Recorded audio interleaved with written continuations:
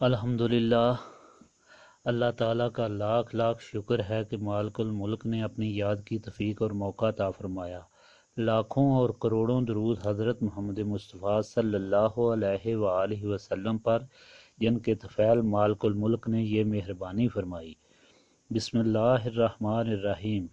روایت میں ہے کہ اللہ تعالیٰ کے 3000 نام ہیں۔ 1000 کو ملائک کے سوا کوئی نہیں جانتا، 1000 سوائے انبیاء علیہ السلام کے کوئی نہیں جانتا، اور 300 تورات میں ہیں، اور 700 نام پاک ایسے ہیں جن کو اللہ تعالیٰ نے اپنے علم میں رکھا ہے۔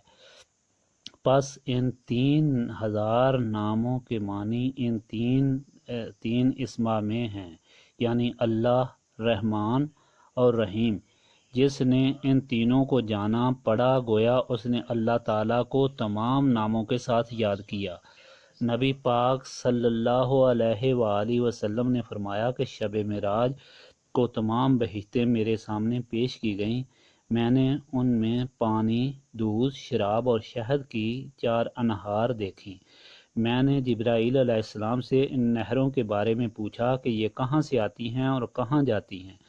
جبرائیل علیہ السلام نے کہا کہ حضور صلی اللہ علیہ وآلہ وسلم جاتی تو حوض کوثر میں ہیں، اور کہاں سے آتی ہیں یہ آپ صلی اللہ علیہ وآلہ وسلم اپنے رب سے پوچھئے۔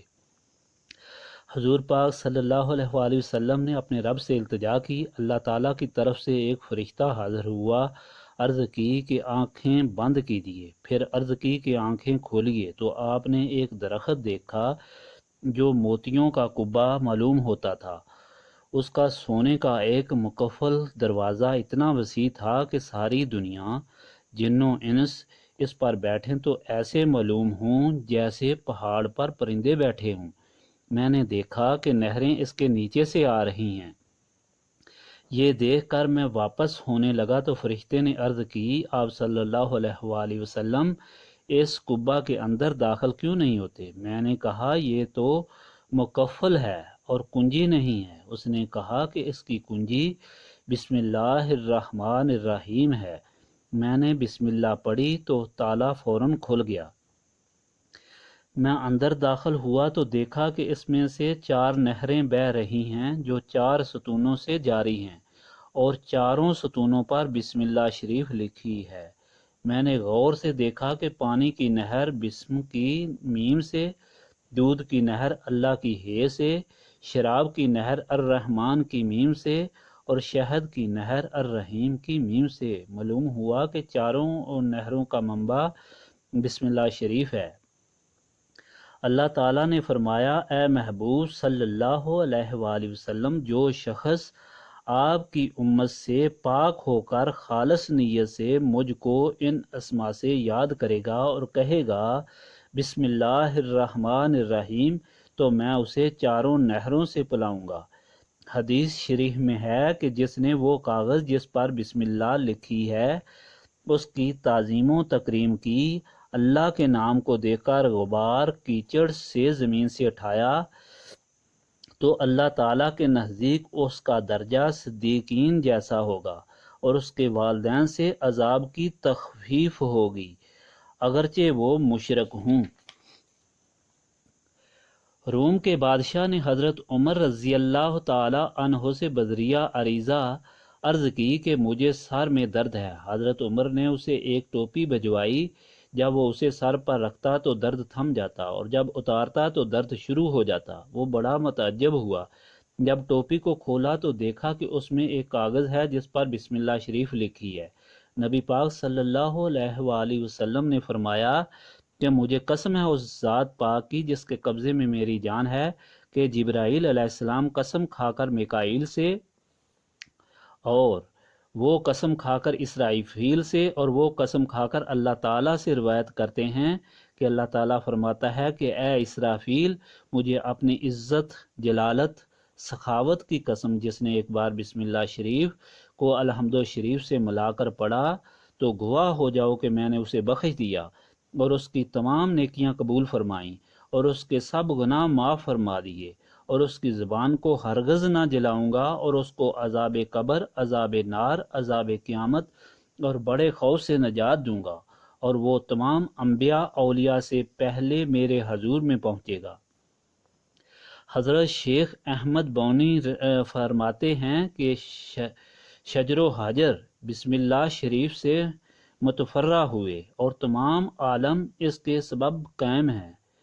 باتبار جمال و تفصیل یہی وجہ ہے کہ جو شخص اس کا ورد کرتا ہے عالم علوی و معنی میں اس کی ہیبت چھا جاتی ہے۔ یہ محفل اس غرض و غایت کے لیے ہے۔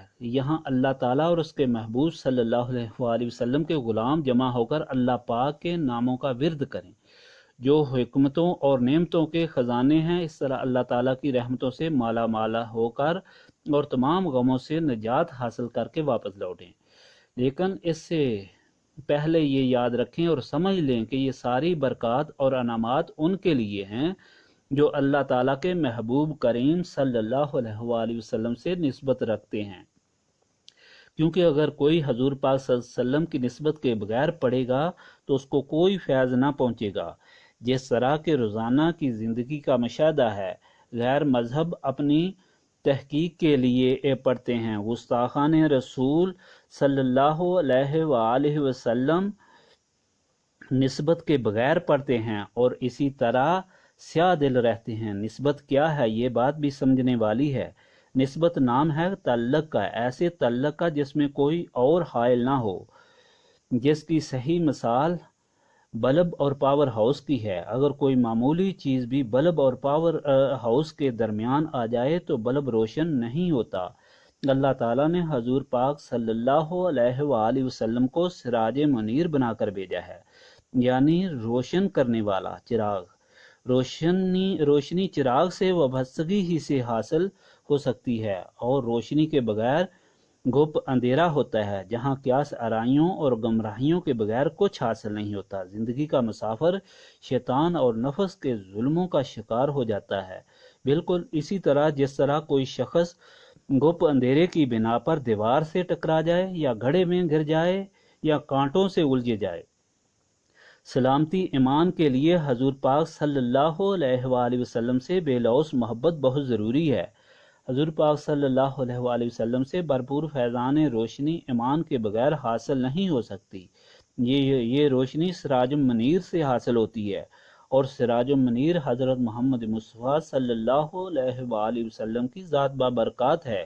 اس لیے حضور پاک صلی اللہ علیہ وسلم کی غلامی کو اللہ تعالیٰ کی رضا اور بندگی کا ذریعہ خیال کر کے اللہ تعالیٰ کی یاد کرنی چاہیے۔